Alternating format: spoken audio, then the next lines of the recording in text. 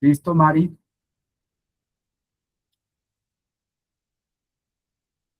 Está grabando la llamada. Esta llamada está tomando nota. Paz y bien, hermanas y hermanos. Aunque por la fiesta que hoy se celebra en la iglesia y que también celebramos con esta tertulia, debiéramos empezar por invocar en inspiración del Espíritu con el saludo. Ave María Purísima, sin pecado concebida María Santísima. Hoy se celebra la fiesta de Santa Beatriz de Silva, madre y fundadora de nuestras hermanas de la Orden de la Inmaculada Concepción, madre espiritual de nuestros hermanos de la Obra de la Inmaculada Concepción, también madre y faro en familia franciscana. Recordada espiritualmente como la Dama del Rostro Velado, de ella, de su impronta en la vida de la sociedad, en la iglesia y de su aporte a nuestra espiritualidad francisclariana, hablaremos en nuestra tertulia de hoy. De nuestras hermanas concepcionistas, seguramente tenemos cercanía, recordación, gratitud, son de nuestra familia. Sin embargo, de Santa Beatriz de Silva, su fundadora, hemos de reconocer que poco conocemos y valoramos en su dimensión de santa y de franciscana. Así que empecemos por ponernos en contexto de época para adentrarnos en ella, en su aporte a la vida de fe y de espiritualidad francisclariana. Para ambientar este momento y el lugar de la época, escuchemos con Ana Alcalde música medieval de la ciudad de Toledo, donde vivió Santa Beatriz y nació la Orden de la Inmaculada Concepción.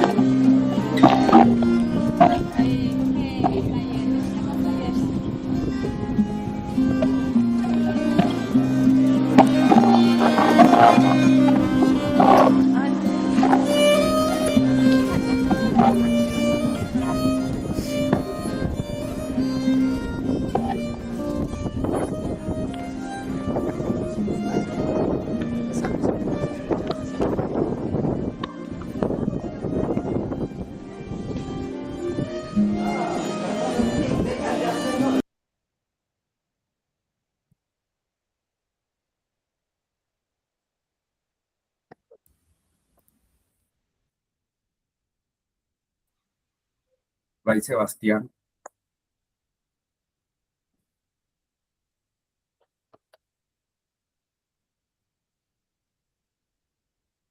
Fray Sebastián, sigues tú, por favor. Enciende tu micrófono, Fray. Ya me di cuenta. Muy bien. Vayamos al siglo XV, a Portugal, España y en general a Europa. Es el momento de la crisis final del feudalismo y los reyes concentran mayor poder y buscan consolidar fronteras donde ejercer su dominio. En las cortes, las nuevas circunstancias sociopolíticas y económicas posibilitaron prácticas cotidianas de egoísmo, hedonismo, lujo y abandono del cuidado de la dignidad de las personas, en los mismos cortesanos y especialmente en los más pobres. De hecho, los campesinos se vieron desprotegidos, pues ya no había señores que designaran tierra para el cultivo, la vivencia y el sostenimiento. Ellos cada vez más dependían de las decisiones de reyes y de cortesanos. Entre tanto, el cultivo de las artes y la arquitectura se beneficiaron de estos nuevos tiempos. También fueron apareciendo saberes, organizaciones y prácticas que fueron proporcionando la aparición del Renacimiento que se consolidará en el siglo XVI.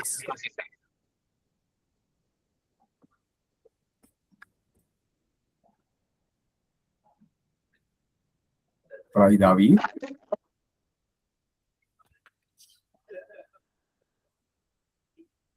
Sí. Listo. Abre el micrófono, Fray David, abre el micrófono. Listo. La situación de la Iglesia y en ella del franciscanismo y el clarianismo tuvieron persecuciones derivadas de todo lo anterior. La posesión de riquezas, la construcción de grandes conventos e iglesias y una buena vida caracterizaron a las élites eclesiásticas. Algo de esto penetró en los frailes franciscanos e incidió en el cultivo de una división que también se concretó al inicio del siglo XVI. Entretanto, las hermanas clarisas, protegidas por la beneficencia de la nobleza y las decisiones eclesiásticas, permanecieron aisladas de muchas de estas realidades. También se puede afirmar que en esta época ellas experimentaron una gran expansión en Europa. Los conventos crecieron con la llegada de mujeres de la nobleza, quienes aportaban dotes y riquezas. Aunque los edificios eran ricos, las hermanas mantenían una vida de oración, pobreza y penitencia dentro de la orden. Sin embargo, en algunos conventos penetró la buena vida, lo cual llevó a que surgieran movimientos de reforma para recuperar la pobreza extrema original y una vida más austera. Es, pues, en este contexto social y eclesial en que nace y vive Beatriz de Silva. Esto nos puede dar una idea del sentido e intencionalidad de la obra que ella inicia y representa en el nombre de la Inmaculada Concepción de María. Al final de este siglo, en el año 1492, y justo meses antes del inicio de la invasión española a América, muere Beatriz. Muere esperando la forma definitiva de la orden que con el Papa Julio II la Iglesia aprueba en el año 1511. Muy bien. Este contexto, este primer contexto que nos presenta el siglo XV, que es el siglo en el que nace y vive Santa Beatriz, nos dispone entonces a conocer el sentido y la intencionalidad con la que van a nacer las hermanas concepcionistas. En qué interés, en qué intenciones y en qué respuesta a cuál situación se está viviendo. Dediquemos entonces unos minutos para dialogar, para conversar, en que podamos comprender algo más de ese contexto del siglo XV, para así disponernos a entrar en la vida y en la obra de Santa Beatriz de Silva. Y dos preguntas pueden servirnos de guía para empezar el diálogo. Una pregunta: ¿qué resaltamos de la realidad de aquella época como la que acabamos de describir? ¿Qué nos llama la atención? ¿Y ¿Qué se puede, y esa es la segunda pregunta, qué se puede intuir como acción esperanzadora de cara a la realidad? ¿Qué de ello puede influir el espíritu y corazón de Beatriz? Abramos nuestros micrófonos y conversemos fraternamente como en la sala de nuestra casa, porque estamos en una tertulia tranquila. Quien quiera levantar la mano y hacer una reflexión sobre esto que acabamos de vivir, podemos empezar. Juan, sigue, hermano, por favor. No, para mí es de gran alegría esta celebración de esta tertulia, porque siendo jóvenes en el postulantado de la provincia de la Santa Fe de Colombia, los franciscanos siempre tuvimos una relación muy, pero muy, muy íntima, muy profunda con las hermanas concepcionistas de la Estrella. Teníamos una comunicación permanente, íbamos a las celebraciones donde ellas colaboraban con los elementos del culto, o sea, todo lo que era lavandería, todo lo que era hostias, todo lo que tenía que ver con un culto digno y bien llevado, bien realizado.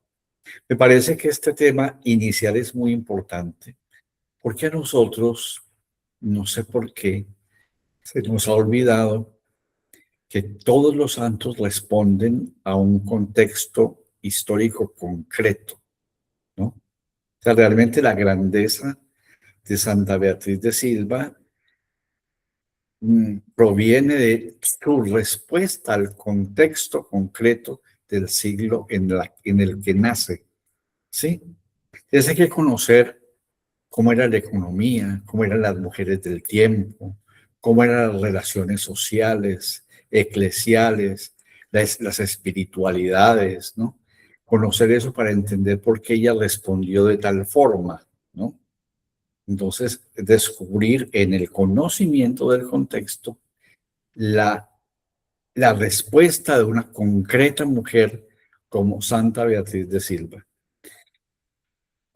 Colombia tiene, para terminar esta introducción, Colombia tiene la gracia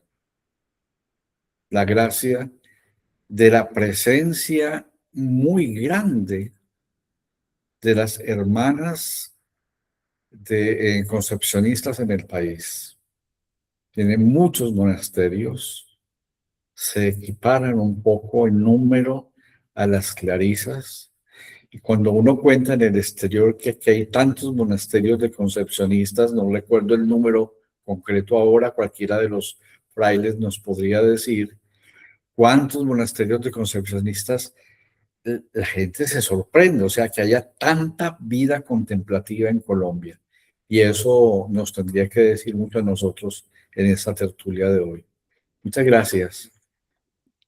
Sí, respondiendo a la pregunta, efectivamente eran 24, lastimosamente toca cerrar uno en estos días, ya se cerró el de Pital, quedan 23 monasterios en Colombia de nuestras hermanas concepcionistas. Muy bien, gracias, Fray Sebastián. De una vez ya vamos respondiendo. ¿Alguien más quiere hacer alguna reflexión de ese acontecer y contexto, como nos lo dice Juan, de aquel siglo XV? ¿Qué es lo que va preparando y va disponiendo como el espíritu para que surja una vocación y un estilo de vida como el que propone Beatriz?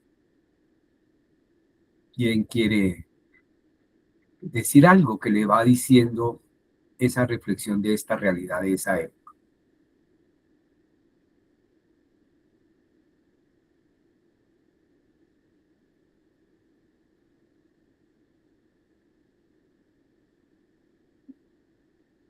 De nuevo, Juan, sí, como no levantan la mano, aprovechemos, Juan. Miren, hay una cosa muy importante. Está muriendo en ese momento el feudalismo y está apareciendo el renacimiento, ¿sí? O sea, eso es muy potente, eso es muy, muy importante. Clara de Asís pertenece a la agonía del feudalismo. Y Beatriz de Silva pertenece a la muerte del feudalismo. Eso es muy potente, o sea, por eso Clara y Beatriz, aunque sean de clausura las dos, son distintas, porque tienen unos acentos espirituales distintos. Y eso es tan importante que entendamos eso. Y por eso podemos entender que Beatriz de Silva no se plega a la regla de Santa Clara, ¿no? O sea, tenemos unos vínculos familiares muy interesantes, ¿sí? Pero Beatriz de Silva tiene una identidad específica, ¿sí? Muy importante, que le agrega a la familia franciscana un plus, ¿sí? Un valor muy importante. Gracias. De nuevo a ti, gracias Juan. Y yo aproveché para levantar la mano porque nadie la había levantado, entonces yo quiero decir algo cortito. Y es porque a mí me llama la atención lo que estaba aconteciendo en el interior de los palacios, pero también en el interior de la iglesia. La buena vida. Cómo eso estaba destruyendo la dignidad de las personas y estaba generando abandono de los pobres. Y eso pasaba en los reyes, en la iglesia y en algunos monasterios. Así que, como bien dice, el Espíritu Santo empieza a incidir para ver cómo es que hay algo y alguien que sacuda esa realidad y empiece a mostrar un camino diferente. Y aquí la clave, en mi parecer, está en la sencillez del silencio, en la humildad de lo apartado, porque al fin y al cabo, Beatriz abandona el palacio, abandona la corte de la reina y se va a una ciudad relativamente pequeña, aparte, a Toledo, y desde allí, en el silencio, empieza a construir un estilo de vida que es contestatario a toda esa realidad. Y sin decir palabra, porque no se trataba de que hiciera un gran escándalo de denuncia, sino su propia vida y la condición desde que va asumiendo se convierte realmente en un gesto profético que es de fuerza del espíritu y que va transformando. Y yo creo que tienen mucho que ver con situaciones como la realidad de nuestro país. En la realidad del país, ¿cómo es que vamos a enfrentar condiciones como las que estamos viviendo en esa fuerza espiritual que está allí? Pero bueno, eso va en una conversación aparte. Yo quería decir esto aquí. No sé si alguien más quiere levantar la mano y decir algo más a este respecto. Juan Andrés, siga, hermano. Bueno, yo quisiera agregar Juan, una ¿quieres cosita tu nada micrófono, más. por favor, que está generando mucho ruido? ¿Ya ahí? Sí, sigue, Fray Juan Andrés, sigue. Yo quisiera agregar una cosita respecto a lo que decía el hermano Juan. En la época de Santa Beatriz es algo muy hermoso porque sí muere el feudalismo, pero empieza el renacimiento, ¿no? Esta época de nuevas ideas, y entre esas nuevas ideas estaba el aire de la libertad, el aire de decir que la iglesia había mantenido, por decirlo así, en una época oscurantista la fe. El hecho de que Beatriz haya tomado la decisión de vivir esa regla de una vida apartada del mundo, de una vida consagrada solamente a Dios, de una clausura absoluta, es un grito revolucionario a esa época de cambio, donde quiere como resaltar y poner por encima de todos estos por decirlo así, quereres humanos a Dios, ¿no? Que en el Renacimiento lo que se quería era eso, ¿no? Poner primero al hombre y después a Dios. Entonces Beatriz lo que hace es poner primero a Dios por encima de sí misma, por lo tanto por encima de los quereres del hombre. Pues eso es lo que iba a decir. Muy bien. Duván, te insisto que por favor apagues tu micrófono porque nos hace mucho ruido y no nos deja, nos hace interferencia. Fray Samir, siga por favor. A mí me parece que los santos siempre son revolucionarios y reformadores.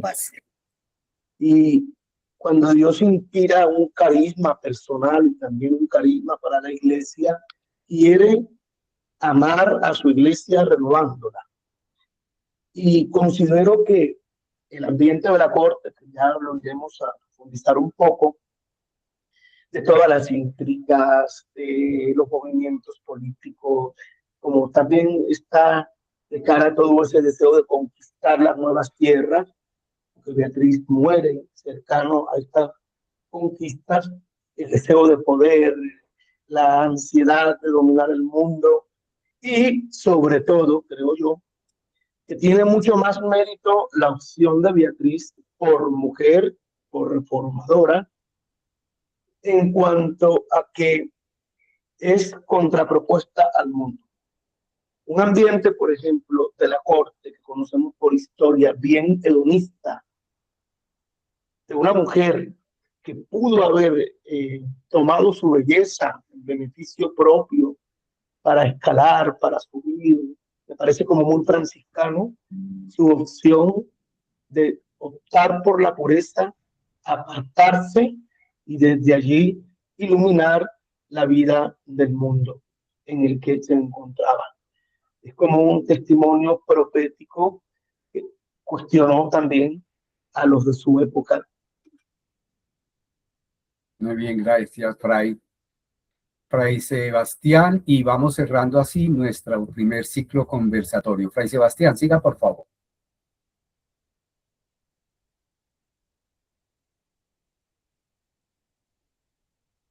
Abre el micrófono, Fray, por favor.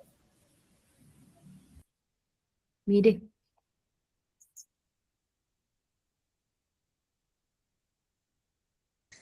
Ya. Ok. Bueno, aquí quiero a salirme como un poquito del contexto del feudalismo y todo este tema, para hablar un poquito de la Inmaculada Concepción en ese momento del siglo XV, que es crucial para Beatriz. También, ¿sí? Bueno, primero pues ella fue educada por frailes franciscanos que defendían a capa y espada, incluso con su propia muerte, el tema de la Inmaculada Concepción, haciendo un cuarto voto a defenderla hasta, si es posible, con la vida misma. Pero entonces aquí hay que entender que los franciscanos pues estaban en un debate un poco, pero hay que mirar que en el Concilio de Basilea se manifestó favorablemente la doctrina, pero no se aprobó, porque habían otros temas de urgencia que tratar dentro de eso. Entonces se dejó como muy aparte, pero aún así ya se estaba tratando, ¿sí? Pero luego viene el Papa Sixto IV, donde también, pues un Papa franciscano y defensor de la Inmaculada, hace un avance de la Inmaculada Concepción como tal. Pero más o menos, si nosotros vemos un poquito la devoción en España, hay que entender algo. La Inmaculada Concepción estaba extendida por toda esa zona, obviamente gracias a los frailes franciscanos, pero también hay que mirar que habían cofradías en honor a la Concepción, a la Purísima Concepción de María. Pues todo estaba en controversia todavía y todo estaba precisamente como en una disputa teológica de este tema. Más o menos hacia el año de 1476 se aprobó una misa y un oficio para celebrar la Concepción de María el 8 de diciembre, ¿ya? Luego, pues se prohíbe por algunos defensores adversos a esto, como los dominicos, pero sin embargo, los franciscanos seguían defendiendo el dogma y seguían celebrando. Y todo lo que es la parte hispánica como tal, ellos seguían celebrando esto. De aquí hay que entender que la corte de Toledo, o la ciudad imperial, como se le conocía, el arzobispo de Toledo defendía bastante también el dogma, o bueno, no el dogma, sino la idea de la Inmaculada Concepción, puesto que ellos son también defensores acérrimos en España y pues de hecho es su patrona, ¿no? Entonces eso también hay que entenderlo, como que fue gestando como esta controversia del movimiento maculista o de los movimientos inmaculistas, los defensores y los que no defendían, los que estaban en contra y los que estaban pues a favor. Muy bien. Aunque dijimos que vamos a cerrar, Juan acaba de levantar la mano y creo que va a hacer un aporte completo. Por complicación. Sigue, Juan Sebastián. A mí me parece que es muy importante lo que Fray Sebastián está tocando, sí. Porque es que eso tiene un nexo muy profundo con Colombia. En España, en la controversia de la Inmaculada Concepción, que ya Fray Sebastián habló de la controversia con los dominicos y algunos otros que se oponían al dogma y demás, entonces hubo casi que una guerra. Había cuestiones muy fuertes. Resulta que el día en que celebraban la Inmaculada Concepción, en España entonces ponían velas, antorchas, celebrando el día de la Inmaculada Concepción. En medio de la controversia y demás, la iglesia decide mandar a un obispo que se oponía al dogma y demás para Colombia. Y llegó a Santa Fe de Bogotá. Y en Santa Fe de Bogotá, los franciscanos y las concepcionistas y el pueblo bogotano que sabía de la controversia en España lo recibió con velas, recordándole el suceso de España. Por eso el Día de la Inmaculada Concepción en Colombia y en otros países de América Latina se celebra con velas, con velitas. Lamentablemente los medios de comunicación convirtieron esa fiesta como el Día de las Velitas. No, es el Día de la Inmaculada Concepción, ¿no? Entonces, cuando el obispo llega a Bogotá y lo reciben con velas, sintió que estaba pisando terreno de la Inmaculada Concepción. Esa es una anécdota que hay por ahí muy interesante.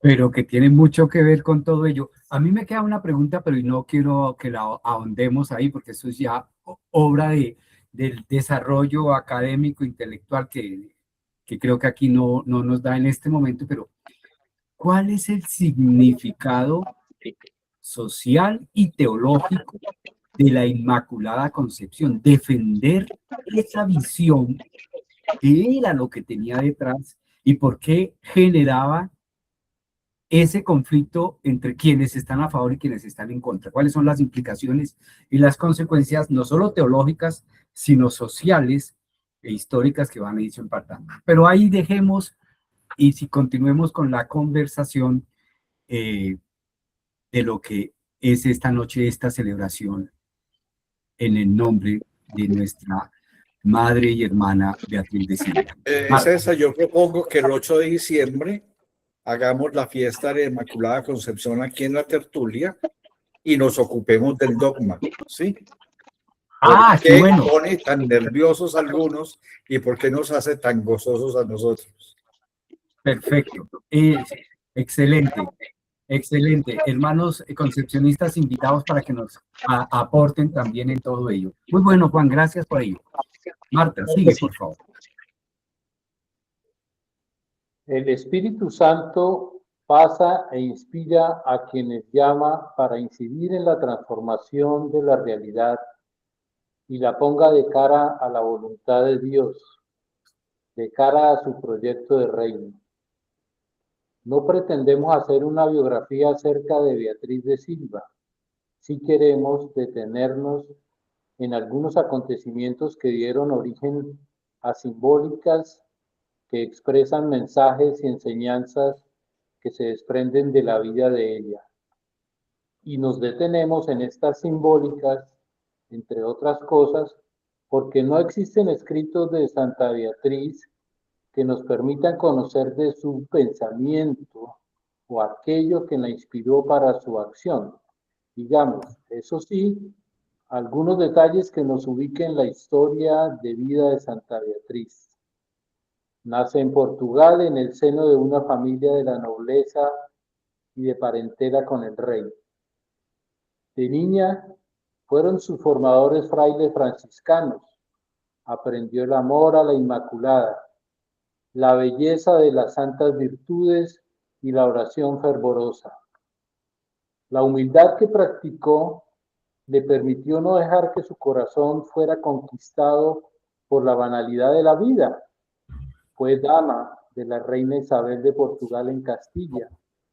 Beatriz, mujer de gran hermosura y también por su linaje, fue deseada para ser desposada por muchos pretendientes. Tras sufrir cautiverio, al ser obligada a permanecer en un baúl, esto por celos palaciegos, especialmente de parte de la reina, recibió un consuelo místico de la Virgen. Ahí decidió consagrarse por completo a Dios y como signo llevó un velo blanco que le cubrió el rostro por el resto de sus días. Para realizar este llamado, abandonó Castilla y fue al convento de Santo Domingo, el Real, en Toledo, y se apartó de la vida cortesana y del mundo en general.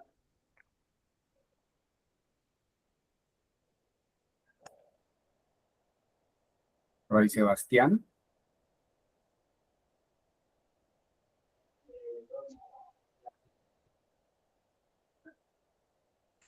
Fray Sí. Sebastián, el micrófono, gracias. Centrémonos en algunas claves simbólicas en la vida de Santa Beatriz y contrastemos con la espiritualidad franciscana, de las cuales podremos ahondar en el siguiente conversatorio. Veamos.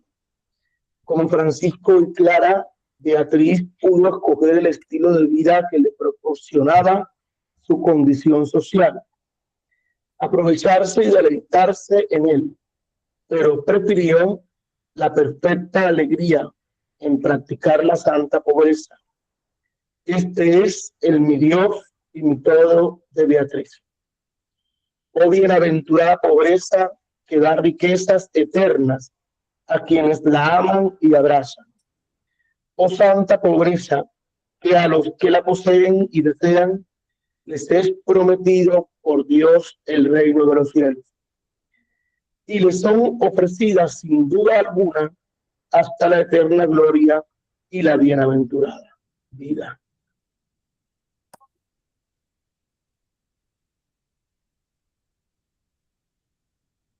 Fray David.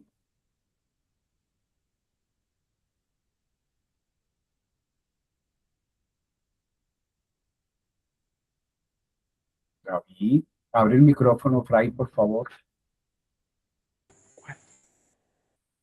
Listo.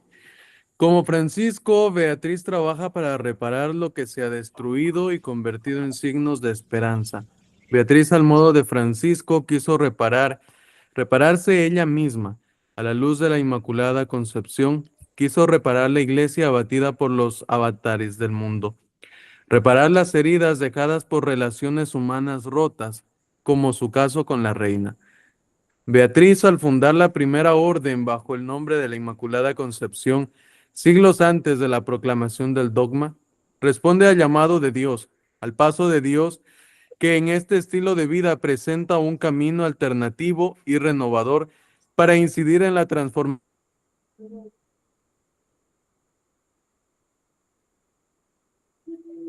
sino también las relaciones entre las personas que, inspiradas en la Inmaculada, sean fuentes de sanación y transformación.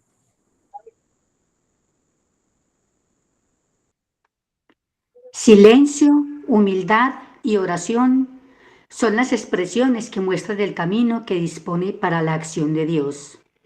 Ahí, el sello donde nace el espíritu de la presencia inmaculada. Con este estilo de vida, quiere encarnar una provocación para la Iglesia y para el mundo, signos de una protesta profética delante de costumbres y estilos de vida que resultan seductores o sencillamente una vida cómoda sin conciencia. El radicalismo de su testimonio es una sacudida para esa inconsciencia y una invitación al redescubrimiento de valores olvidados. El valor, por ejemplo, de la castidad o el valor de una gozosa transparencia para vivir en la experiencia de Dios. Para finalizar, un dato histórico que hace mediación en el tiempo entre Beatriz, el caminar concepcionista franciscano y nuestras hermanas y hermanos como familia. La Orden de la Inmaculada Concepción, Concepcionistas, nacida en Toledo, España, fue aprobada inicialmente por el Papa Inocencio VIII el 30 de abril de 1489, mediante la Bula Interuniversa, a petición de Beatriz de Silva y de la reina Isabel la Católica. La aprobación definitiva de su regla autónoma llegó más tarde, el 17 de septiembre de 1511, con el Papa Julio II. Bueno, entonces, como siempre hacemos, vamos a hacer otro segmento de conversatorio a propósito de lo que hemos escuchado, de la lectura de nuestros hermanos y nuestra hermana Marta. Entonces, tienen la palabra, levantan la manito, ahí hay una manito abajo del computador, pinchan la manito y entonces nos piden la palabra y con mucho gusto conversamos en este segmento. Nos encanta ver a las hermanas concepcionistas en la tertulia. Excelente. ¿De qué monasterios se están conectando? Con Esaú está ahí. ¿Es de qué monasterio?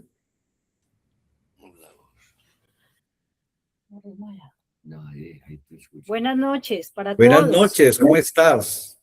Bien, gracias a Dios. Buenas noches. Vean, nosotros somos una fundación nueva, Sí, tenemos 20 años de fundación, Ujú. nos llamamos Concepcionistas de Cristo Sacerdote, Sí. salimos del monasterio de Jardín, Antioquia. Mi nombre es Liliana, la hermana Yuri y el padre Saúl. Muy bien, qué alegría tenerlos en la tertulia de Familia Franciscana, cuyo tema pues hoy es Santa Beatriz de Silva. Esaú y hermanas, estas tertulias se hacen todos los lunes de 6 a 8 de la noche con distintos temas, ¿no? Bueno, no los Espiritualidad. veíamos. Muchas Muy gracias. bien. Siempre les vamos a enviar la conexión para que estemos aquí animando la espiritualidad. Muy bien. Entonces, a ver, hay unas preguntitas, como siempre en el conversatorio. Por ejemplo, la primera es, ¿qué dice acerca de la espiritualidad las reflexiones de las simbólicas aquí propuestas? La segunda, ¿qué implicaciones para nuestra vida espiritual, personal y de fraternidad nos sugieren estas reflexiones? Conversar con los hermanos de la hora de la Inmaculada Concepción y plantear otras preguntas. Entonces, por favor, pidan la palabra y aquí estamos pues para hablar. Si quieren pueden tomarse un tinto, yo por lo pronto tomaré un poquito de agua. María de Jesús. Hace 8 días estábamos hablando de Clara. Y hoy estamos hablando de Beatriz de Silva. 2 mujeres en 2 momentos distintos, pero mujeres con un gran aporte a la familia franciscana. Pero en la tertulia de Clara reconocíamos que no la conocemos mucho y a Beatriz la conocemos menos. Yo he tenido la posibilidad con los hermanos, con los frailes de la hora de la Inmaculada Concepción, de conversar muchas cosas de la Santa. Y yo creo que lo más importante es esa ruptura que ella hace con su clase, esa ruptura que ella hace con el palacio, con esa familia y su dedicación y su admiración y seguimiento de Jesús a la manera de Francisco, formada por frailes, y en momentos en que ya la orden franciscana ya era orden, ya estaba organizada, ya no era la Fraternitas de Francisco, sino que había crecido mucho, ya habían pasado varios siglos. Entonces, a mí me produce mucha inquietud que nosotros, los franciscanos, hayamos sido víctimas del patriarcalismo y conozcamos a los santos varones y desconozcamos a nuestras grandes mujeres. Pero como no se trata, como decía Francisco, de quedarnos admirando al santo y llenarnos de gloria por admirarlo y conocerlos, sino que cuando hacemos estas cosas es para mirar qué nos dice hoy Beatriz a nosotros. ¿Qué nos dice hoy? ¿A qué vida, a qué servicios nos está invitando? ¿A qué manera de buscar estilos de vida que respondan a las situaciones de hoy? Que respondan a un mundo en guerra, a un mundo consumista, a un mundo poseído por el poder y manejado por los poderes. ¿Qué nos dice Beatriz hoy a nosotros? Y Muchas gracias, María de Jesús. Que No esa solamente sería hay santas ir comentándola, sino que en este conversatorio podamos ir diciendo esas cosas. Bien, muchas gracias, María de Jesús, por tu comentario. No solamente hay mujeres santas no conocidas, como ocultadas y demás, hay hombres también. Por ejemplo, ustedes sabían que Santa Beatriz de Silva tiene un hermano santo llamado Amadeo de Silva, fraile menor, además. Bien. Menos mal que hay un 29, menos mal que hay un 29 de noviembre para celebrar a todos esos. Bueno, muy bien. A ver, ¿quién más pidió la palabra? Está el padre Saúl. Ah, tú. Hay dos enfoques que nos conectan en el ejemplo de Beatriz con la espiritualidad franciscana, de acuerdo a las simbólicas que hemos escuchado, que parece minoridad y sin propio, porque la renuncia, la vida oculta, el silencio, es la forma de vivir también la minoridad, el desprenderse.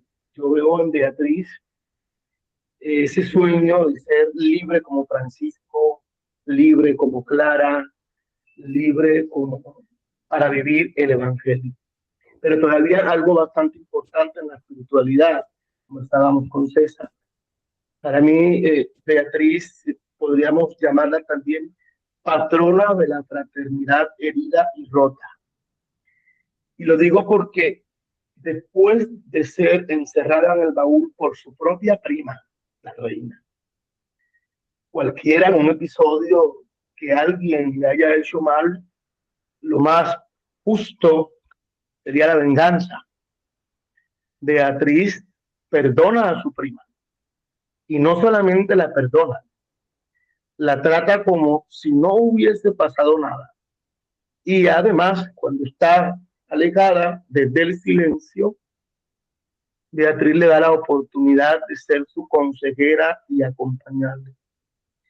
Entonces me parece que también incluso el sí propio y la minoridad fortalecen nuestra fraternidad herida.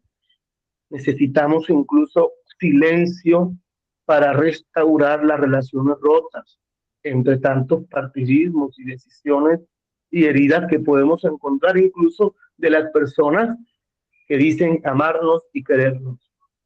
Siento que Beatriz se une a la espiritualidad franciscana diciéndonos es posible rescatar la fraternidad que se ha agrietado. Me recuerda mucho, y a Francisco se le dijo, Beatriz, Francisco repara la iglesia, siento que Beatriz repara el don de la fraternidad. Excelente, muy buena reflexión. Padre Saúl, pediste la palabra.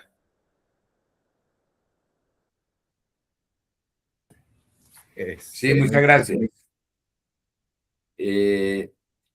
Como decía la madre Liliana, esta obra es una rama activa de la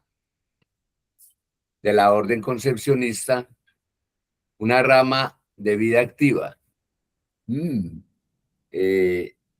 Santa Beatriz y todas las concepcionistas dedican mucho tiempo de la oración, del ayuno, de los sacrificios a los sacerdotes. La hermana Liliana tuvo esta inspiración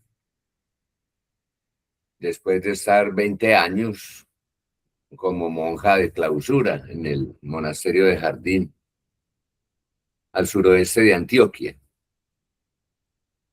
Mi obispo, yo soy sacerdote diocesano, la diócesis de Santa Rosa de Osos, al norte de Medellín. Mi obispo me permitió unirme a ella en esta causa. Por esa razón estoy acá con todas las licencias episcopales. El carisma es, poner en práctica, inspirados en Santa Beatriz, el cuidado de los sacerdotes ancianos, enfermos y necesitados. Un carisma difícil de entender para la gente, porque donde llegamos, pues los padres quieren, incluso los obispos a veces, que nos dediquemos a la catequesis, a servir en las casas curales, etc. La gente no entiende que esto es un carisma que absorbe todo el tiempo, por la condición precisamente de los destinatarios. Es una oportunidad muy bonita de poner en práctica las virtudes de Beatriz. Una de ellas, el ocultamiento, la humildad. Esta es una obra que no es vistosa, no es llamativa. Es más llamativo, digamos, cuidar niños, cosas muy importantes. La labor docente, educativa y otras comunidades. Nuestro trabajo es más silencioso, más callado, más humilde, como lo exige la misma naturaleza de lo que hacemos. Siempre, pero profundamente inspirado siempre en Santa Beatriz y en toda la Orden de la Inmaculada Concepción. Ahora que hablaban al principio, en la primera pregunta, cuando hablábamos pues que la presencia de Santa Beatriz en estos tiempos actuales, cómo golpeaba la sociedad. Creo que ahora la otra hermana también nos hablaba. Y me hizo recordar al comienzo de la fundación, el obispo que nos apoyaba en ese momento, que en paz descanse, Monseñor Roberto, él me hizo esta pregunta cuando le comenté el proyecto de la inspiración. Y él me decía, hermana, ¿qué es lo nuevo en este momento actual en la iglesia con la fundación que usted quiere o que siente que el Señor le ha inspirado? Preguntas así como esas muy claves. Después me decía, en la vida de Santa Beatriz, ¿dónde se encuentra ustedes como fundación sacerdotal? Y la verdad que eso me llevó a analizar, a estudiar, a orar, a escarbar toda la vida de nuestra Santa Madre Beatriz. Y eso lo conecto con la primera pregunta. En tiempos de Santa Beatriz, cuando vivía en la corte, todos sabemos que en ese tiempo nuestra iglesia, el clero, estaban en una etapa de verdad de mucha frivolidad. Todos lo sabemos, ¿cierto? Santa Beatriz vivió en los palacios y ella se daba cuenta de todo ese relajo moral que tenían los obispos, los papas, los sacerdotes. Ella era un alma sumamente delicada y espiritual. Y ella sufría silenciosamente de ver cómo los sacerdotes pues se degradaban tanto. Escuché, leí en alguna parte hace muchos años, cuando yo era novicia, que cuando tuvo nuestra Santa Madre Beatriz la inspiración en el cofre, la Santísima Virgen no le dijo que hiciera monasterios. En ninguna parte la Virgen le dijo, haga monasterios. La Santísima Virgen le pide que haga una obra grande en honor a la Inmaculada Concepción. Y siempre nos hemos preguntado, ¿por qué hace monasterios? Claro, era lo fuerte, lo que en ese momento más daba fuerza, entrega total. Entonces, ella se prendió de esa lógica. Bueno, entrega total, renuncia total al mundo por la santificación de la iglesia y los sacerdotes. Entonces, ahí en ese tema me fui metiendo y fuimos profundizando. Cuando se dio la inspiración de esta nueva comunidad, se dio este tema. Bueno, Santa Beatriz funda la orden en honor a la Inmaculada Concepción a beneficio de los sacerdotes. Cuando en la historia de Santa Beatriz nos hablan que ella sale de los palacios y se le aparecen dos frailes, sabemos por tradición y decimos que es San Francisco y San Antonio de Padua. Ella le contesta, ellos le dicen, vas a ser madre de muchos hijos. Ella le dice, pues que no, porque le ha consagrado su virginidad a Dios. Ahí también nosotros nos apoyamos. Es para responder la pregunta que me hizo a mí Monseñor Roberto. Yo le dije, Monseñor, es que el Señor le pide a Santa Beatriz de Silva a través de su Madre Santísima una obra no solamente para determinadas almas, sino que ella le pide a Santa Beatriz su entrega permanente por todos, ¿cierto? Entonces, nos pegamos de ese espacio y le decimos a Monseñor, es que ella es madre de muchos hijos, no es solamente madre de 5 o 10 o 20 o 1000 contemplativas, sino que es una mujer con un corazón universal. Ahora nos remontamos en el tiempo actual. Ustedes dirán, bueno, hermana, pero ¿usted por qué metió con los sacerdotes? Ahí está la inspiración del momento actual. Cuando estábamos en el monasterio, iban muchos sacerdotes mayores, solos, demacrados, enfermos, y a mí eso me fue pegando en el corazón. Y yo me hacía esta pregunta, qué bueno ayudarles más externamente, porque espiritualmente, pues todos los días orábamos por ellos, oramos por los sacerdotes, pero yo sentía la necesidad de estar con ellos, de acompañarlos, de vivir el día a día con ellos, el dolor, la alegría, bueno, su etapa. Eso fue formando en mí como esa inspiración. Yo, qué bueno sacar lo que hay dentro de los monasterios, que es nada menos que la espiritualidad de la Inmaculada, y de otra forma. Entonces, de ahí salió la propuesta de la fundación. Qué bueno. Entonces ya salimos, ¿para qué todo este recuento? Para contarles que nuestro centro de carisma es irradiar el rostro materno de Dios en los sacerdotes, como lo hacía Santa Beatriz de Silva. Ok, yo creo, hermana, que han tocado entre el hermano y usted dos temas muy importantes, que son temas identitarios de espiritualidad franciscana. El hermano nos hablaba de la minoridad, es muy importante, la fraternidad herida, ¿no? Muy importante, ¿no? Pero además usted toca un tema que es súper importante y es el tema del cuidado. O sea, espiritualidad franciscana es una espiritualidad cuidadora, ¿sí? Dice San Francisco, amen mutuamente. Es como una madre ama y cuida a su hijo carnal. Usted dice, no simplemente queríamos rezar por ellos, sino cuidarlos tangiblemente, ¿sí? Concretamente. Eso es tan importante, tan potente. Te agradecemos mucho esa información porque eso da razón del carisma, de la novedad que son ustedes como hermanas concepcionistas, pero de vida activa, ¿no? Yo estudiando, por ejemplo, a este fraile, hermano de Santa Beatriz, escuché que él fue antes de ser franciscano, fue Jerónimo, monje Jerónimo.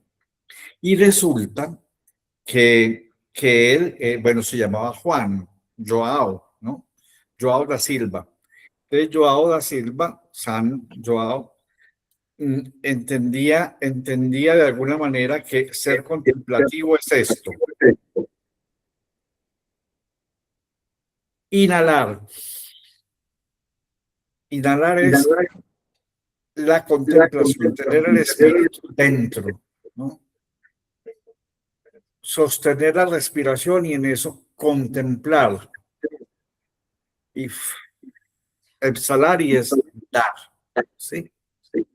Eso es tan importante que se dé la comprensión de lo que es la vida activa y contemplativa, porque no hay separación.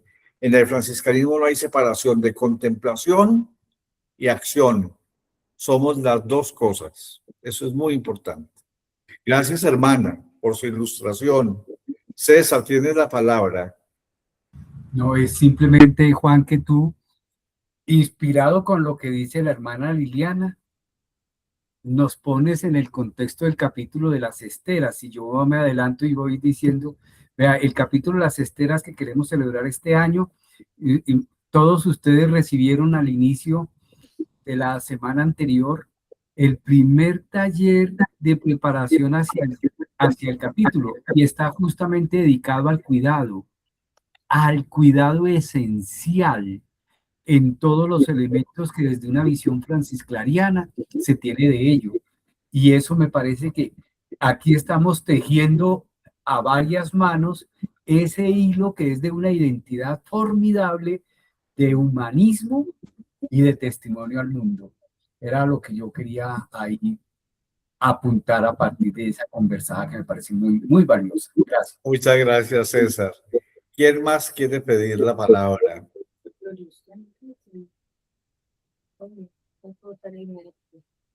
Qué tertulia tan bella, o sea, estamos conociendo parte de nuestra familia, ¿no?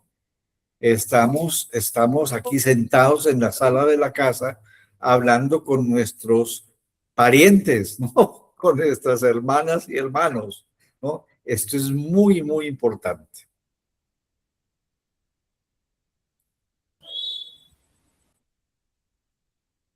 Marta, vos querés decir algo desde tu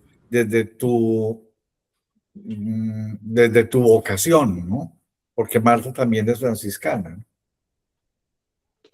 No, a mí me parece lo que más me ha llamado, bueno, lo primero es decir que, pues sí, que la estoy conociendo y que me estoy maravillando con lo que escucho, que me imagino a una mujer, o sea, el sacrificio, lo que implica para una mujer, por ejemplo, cubrir su rostro,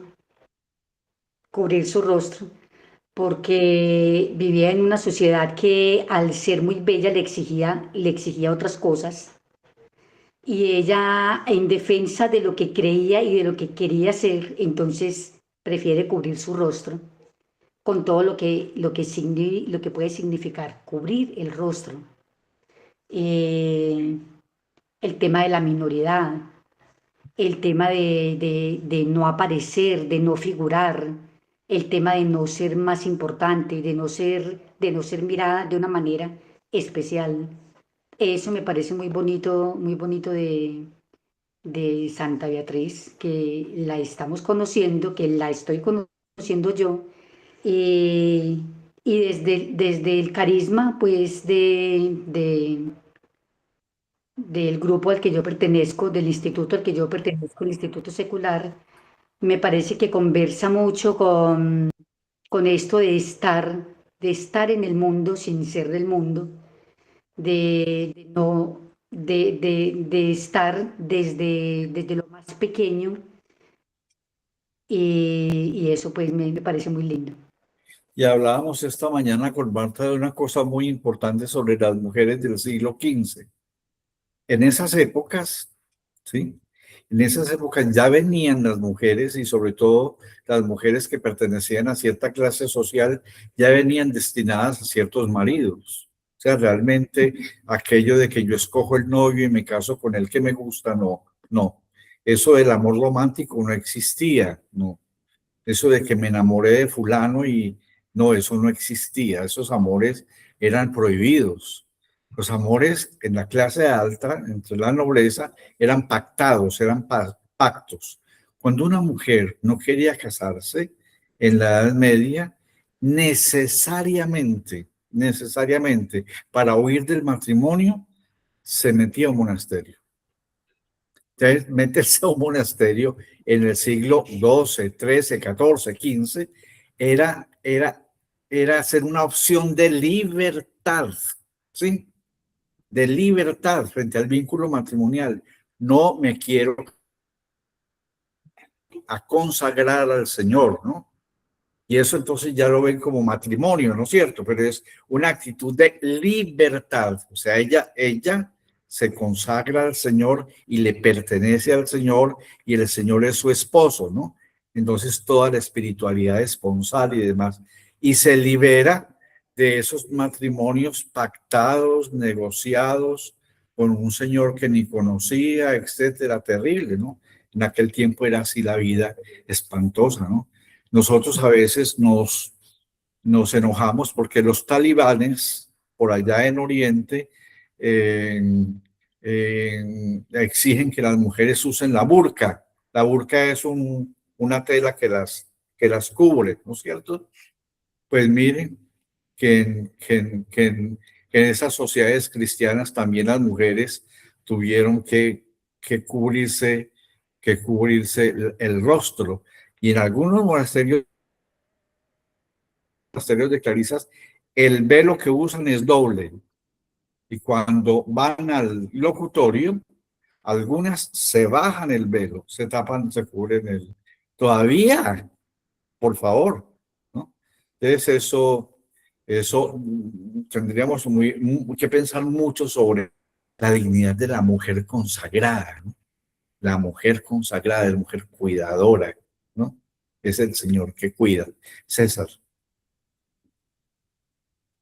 Es que a mí, desde cuando empezamos a conversar con Fray Samir, con Fray Sebastián, preparando la tertulia, a mí me llamó poderosamente la atención la clave simbólica que hay detrás. O sea, como no hay escritos, Santa Beatriz no nos dejó escritos. Nos podríamos dedicarnos entonces a hablar de todas sus reflexiones a partir de la escritura. Ella solo dejó testimonios de vida. Y esos testimonios son los que se convierten en simbólicas, que son los que hablan. Y fíjense cómo nos ponen a hablar de ese sentido de esas simbólicas. Y eso es lo que permite ir actualizando. A mí me llamó la atención esa conversación que empecé a hablar con los frailes, cómo las simbólicas de la relación Francisco-Clara con la vida de Beatriz era una relectura de las simbólicas que vivieron Francisco y Clara, y que de alguna manera se van contando en el guión que hemos reflexionado para esta noche. Aparece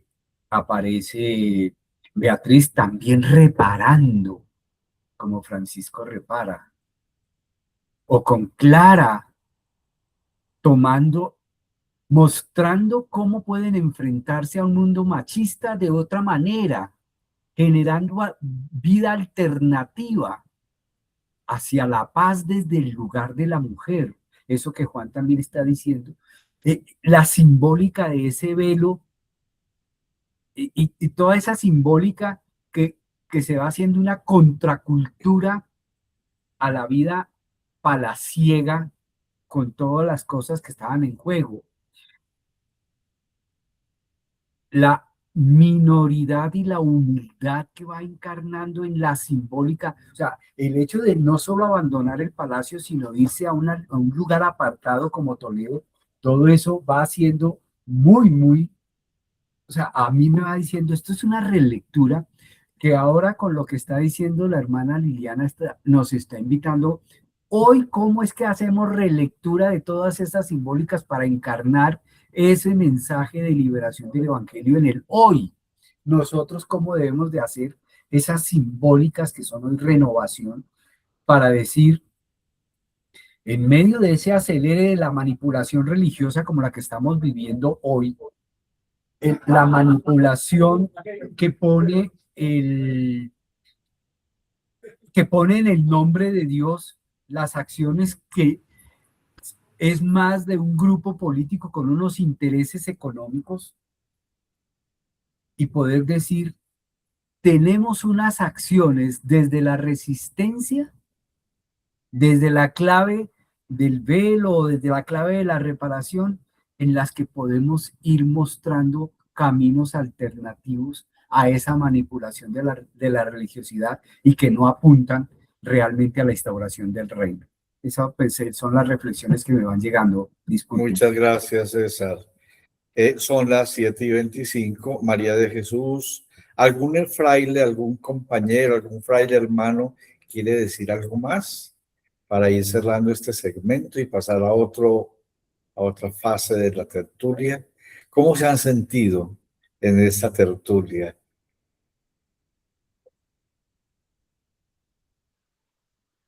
Yo quisiera agradecer en nombre de todos mis hermanos y de mis hermanas, las contemplativas, mi hermana Liliana, esta oportunidad, porque es de descubrir la belleza de cada uno de nuestros patronos, fundadores, desde la perspectiva de Clara y Francisco, y eso nos fortalece en los lazos de comunión y de familia.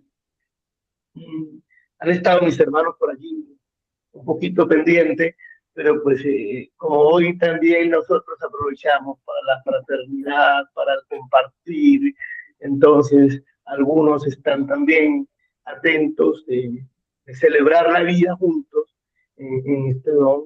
Les agradecemos inmensamente la oportunidad, esta reflexión que como hermanos juntos hemos hecho como una familia, conversar como una familia, de mirarnos, de encontrarnos y de saber cuánta riqueza podemos compartir en quienes están junto a nosotros y que vivimos esta espiritualidad. Muchas gracias, César, a María Jesús, a Juan y a todos los que nos van animando para compartir la belleza también de nuestros carismas. Qué maravilla, muy bien. Excelente. Excelente, muchas gracias. Luis Gabriel. Grau. Hola, paz y bien para todos. Bendiciones. Bendiciones. En este día tan lluvioso por acá en la costa. Ah, qué bueno que esté lloviendo. Sí, la verdad, pues,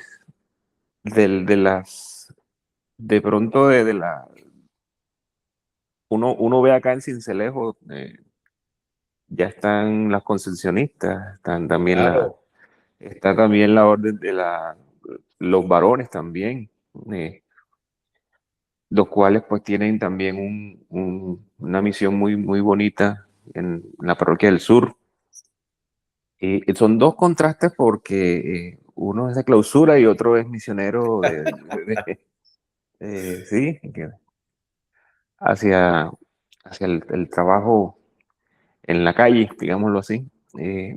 Y y pues yo no conocía un tanto de su espiritualidad, de todo lo que le conlleva la santa. Y uno los ve a ellos, ¿no? Pero ve sus frutos y ya después causa el efecto en cuando uno conoce al santo primero y después ve a la gente que lo sigue. No es tanto cuando uno ve primero los frutos y después conoce al santo. Hace la comparación y cómo es. Y es interesante y chévere saber que es parte también de nuestra familia. Sí. Que es un estilo de vida, una forma de vivir que pareciera que cada vez hay menos personas que optan por ese estilo. Yo sé que hay mucha crisis en la parte vocacional, pero con ellos, por su estilo, es como cada vez menos personas optando por ese estilo de vocación, y es orar mucho por todos ellos para que permanezcan, para que hayan jóvenes que quieran, inquietos por esa vocación que es tan hermosa. Y bueno, gracias a todos por este espacio que nos regaló Dios, este festivo de la Asunción de nuestra Madre, para poder conocer un poco más de la familia. Muchas gracias, Luis Gabriel. Cualquier día caminando por Envigado, sí, caminando por Envigado vemos una concepcionista, por ahí una externa que sale a hacer vueltecitas. Entonces le digo yo a Marta, mira Marta, Marta y yo somos hermanos de papá y mamá también, y de Francisco y Clara. Y entonces le digo a Marta, Marta, esa monjita que va ahí es hermana de nosotros. ¿Tienes la palabra? Quisieras aprovechar la ocasión Sí. para saludar a Luis Gabriel. Hace rato quería saber de él. No sé si me recordará, nos formamos juntos en Villa Bernarda, con esa espiritualidad franciscana, compañeros de camino en muchas ideas, misiones, y me alegra verle. Y me gustaría aportar de pronto un poquito respecto a la labor que mis hermanos realizan en Cincelejo. Ustedes saben, Santa Beatriz también estuvo reclusa por los celos y las envidias. En uno de los enfoques pastorales nuestro está la atención a los reclusos. Santa Beatriz como patrona de los recluidos, de los secuestrados, de los exiliados, calumniados, y ha sido una experiencia franciscanamente gratificante. Nuestros hermanos atienden en Cincelejo puntualmente a 850 reclusos. Con ellos están viviendo la espiritualidad, con algunos laicos también, animándoles a la vida y hacer bellezas del Evangelio en el corazón de muchas personas que lo necesitan. La espiritualidad se expande en esos rostros de Cristo pobre, humilde y crucificado. Qué bien, muy bien. Mira, los nexos familiares. Hermano Samira. Se engordó. Es bien importante esta tertulia. Cayó en un puente festivo, entonces viene poca gente, pero les contamos que esta tertulia queda grabada, se pone en el YouTube de Familia Franciscana y vamos a hacer mucha campaña para que la veamos, porque es reconocer a nuestros parientes, es reconocer a nuestros hermanos, es establecer ese tipo de relaciones que tenemos con los frailes, porque ellos sí son muy apegados a ir a la casa de familia, celebrar con nosotros los encuentros acá en Bogotá, conversarnos, y voy a decirles un reconocimiento especial porque son los primeros que hacen el aporte económico para la familia. En el mes de enero, de una vez mandan, cuando sale el decreto del salario mínimo, enseguida se ponen al día y mandan eso. No hay que escribirles, no hay que pedirles, ellos siempre mandan de primeritos el aporte. Entonces, muchas gracias. Queremos invitar a los que hoy se conectaron, a la hermana Liliana y a su grupo, a sus hermanas y hermanos, a que participen más activamente en esta vida de familia. Ya nos conocieron, ya nos miraron, y aquí vamos a estar todos los lunes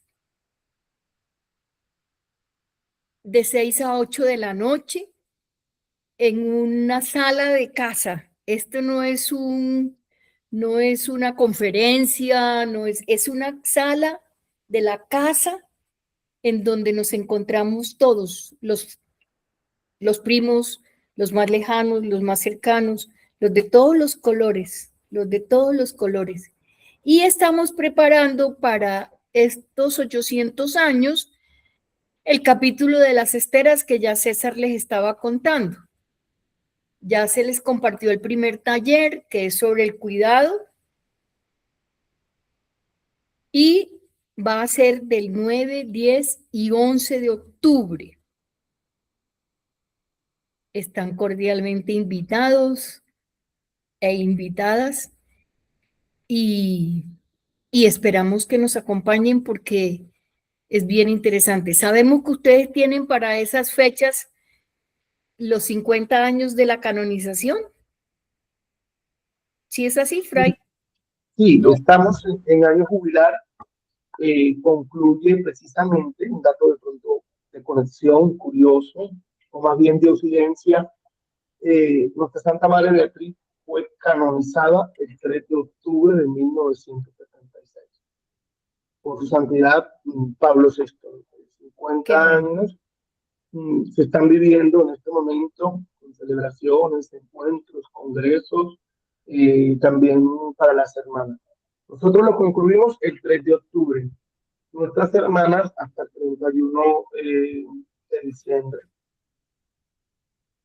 Bueno, entonces estamos muy contentos. Yo personalmente, que hago parte de la Junta Nacional de Animación de la Familia, me siento muy complacida de tenerlos acá, de seguir contando con todos ustedes, ahora ampliando un poco más la familia, y los esperamos de aquí en adelante. Mari, que nos dejen un WhatsApp o un correo electrónico para continuar la comunicación. Sí. Al Padre Saúl, si nos dejan alguno aquí en el chat. Si nos, en el chat, o de pronto a través de los frailes, sí, también. De Samir, ¿sí?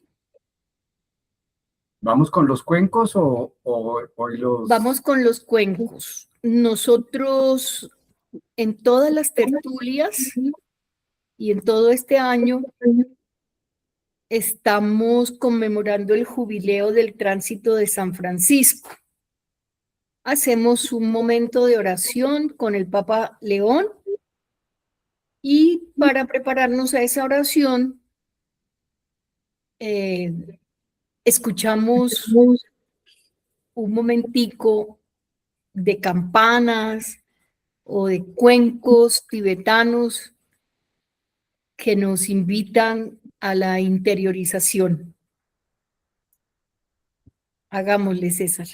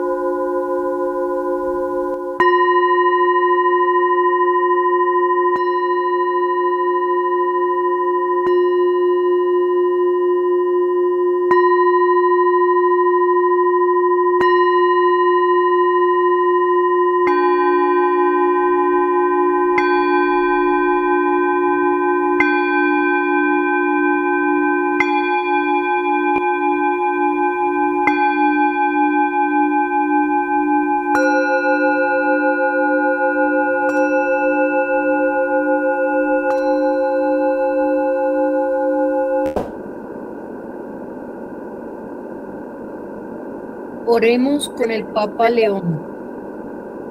San Francisco, hermano nuestro, tú que hace 800 años fuiste al encuentro de la hermana muerte como un hombre pacificado, intercede por nosotros ante el Señor.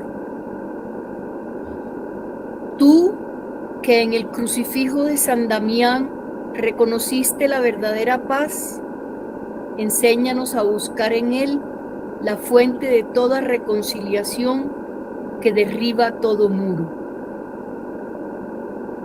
Tú que desarmado cruzaste las líneas de la guerra y la incomprensión, danos la valentía de construir puentes allí donde el mundo erige fronteras. En estos tiempos afligidos por conflicto y división, intercede para que nos convirtamos en operadores de paz, testigos desarmados y desarmantes de la paz que viene de Cristo. Amén.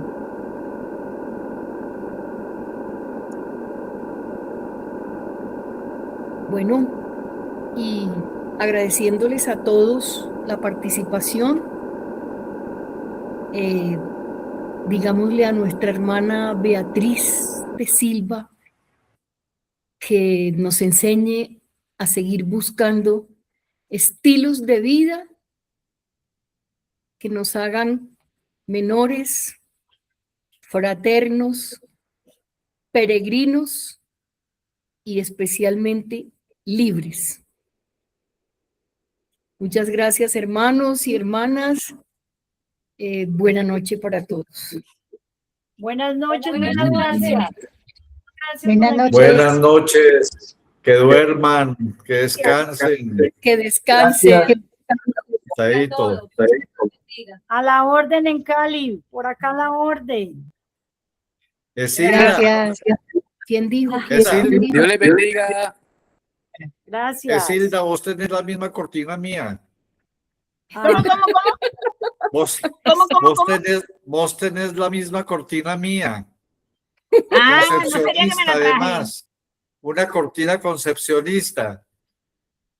Uy, sí, el color. Sí, ese color azul es muy lindo. Verde, en verde. Ah, el tuyo es verde, pero el mío es azul. No, en verde. Hasta luego. Chao. Chao. Descansen. Verde uva. Buenas noches. Bien. Chao.